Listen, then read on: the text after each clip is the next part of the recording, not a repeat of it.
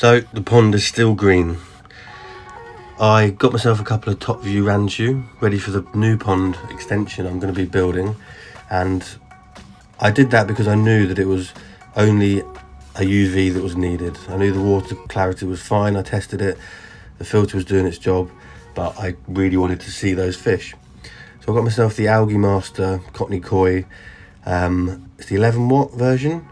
So the idea about getting this one was that it could be installed onto the black box mega filter that I bought. The problem I had was I'd already solvent cemented one of the hose tails on, so I had to buy a new one and a new bulkhead as well, which is just shown there, so I could pop that on the end and I could actually install this properly. I also got a couple of bits of pipe, 50mm pipe and a 45 degree elbow, because I wanted to direct the water down into, just create a little bit less noise. So one side I had to install a sort of blanking cap between the bulkhead and the UV filter, stop the water from flowing through that side. The other side I had to install a hose tail, a new hose tail that I had to buy because the other one had been solvent cemented in. And I used the same weld on that I always use, seems to do the job, so started getting that installed. And I popped it on. Again, I created that downpipe a bit more of an angle so there was less noise, making sure I didn't annoy the neighbours. And there was no leaks. Again, I probably went overboard on the solvent cement. The hose tail there was connected and there was no leaks this time at all. First time in a few hose tail installments with pipe I've had absolutely no leaks straight away, so I was really pleased with that. I popped it on and just tried to sort of let it do its thing. Temporarily popped the wire through the window of my shed, which is absolutely full of stuff at the moment, but really I just had to wait and see. I wanted to see whether this would do the job. I installed it and did a water change on the same day, just to kind of give it a head start. I was hoping that would really sort of help solve this problem, but the green water, it was still green. I thought I could get away without having a UV, but apparently not. This is my first proper pond. I've been sort of trying to document everything I'm doing. You can see there was some stirred up sort of detritus from actually doing the water change. I don't think that's because the filter wasn't working properly. Maybe it needed a little bit of a clean, but really I just needed to try and solve this green water issue.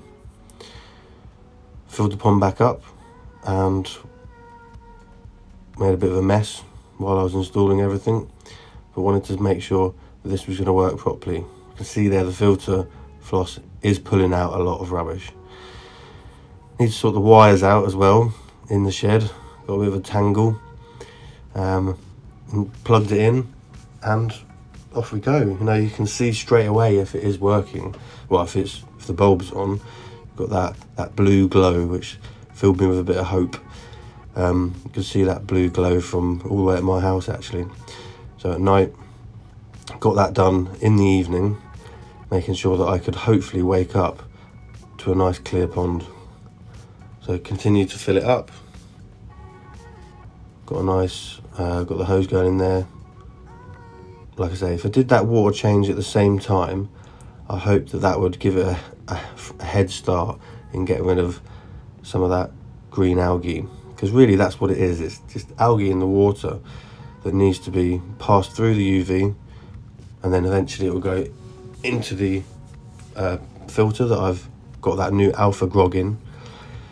Now I said earlier that it never drip, but there was one eventually, so that needs to be solved at some point. Garden snail, killing my plants quite quickly. Every time I end up putting a new pond plant in, that's another problem I've got. It seems to be problem after problem here, but anyway, let's solve the green water first. So pond's nice and full. UV is definitely on, you can see the light. And really, even that evening, I could see that it was starting to do something. So later that night, I popped back out, being a bit impatient like I always am. And to me, that has made a big difference. So gradually we are getting there. The pond did not look good, but I'm starting to see these fish that I've spent a long time collecting.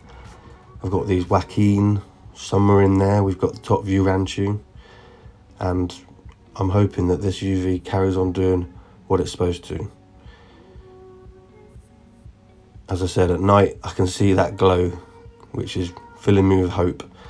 I'm hoping that eventually the pond's going to be sort of set on autopilot, and I kept popping out there to have a look at the drip, see whether it was, because I have had drips just stop on me before, and in this case it did. I don't know what happens there, but after a bit of time, eventually the drip did stop. So one day later I left it, I went to work, came back, and I had a look. Now that pond is clear. In my opinion, it's looking good. It's not quite as good as it could be, but that is a lot better than it was. So this was doing the job. I was really happy with that. It's something that I wish I'd done a long time ago, but I can start to see those fish. The reds there, you can see a top view ranchu as well, and the long-bodied goldfish. 2 days later, it looked incredible. Not only could I see the lily, well, the start of the lily, which eventually will get growing at some point this summer, I could start to see the fish.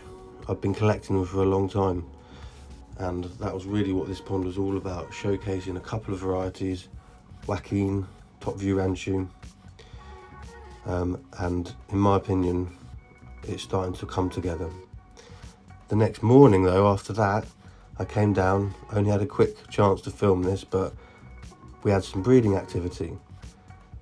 There were some quite vigorous breeding activity. You could see some chasing going on. I could see the fish nice and clearly. So that bodes well for the future. So I've got a new pond to build. I might get some fry. Follow along if you fancy seeing the journey.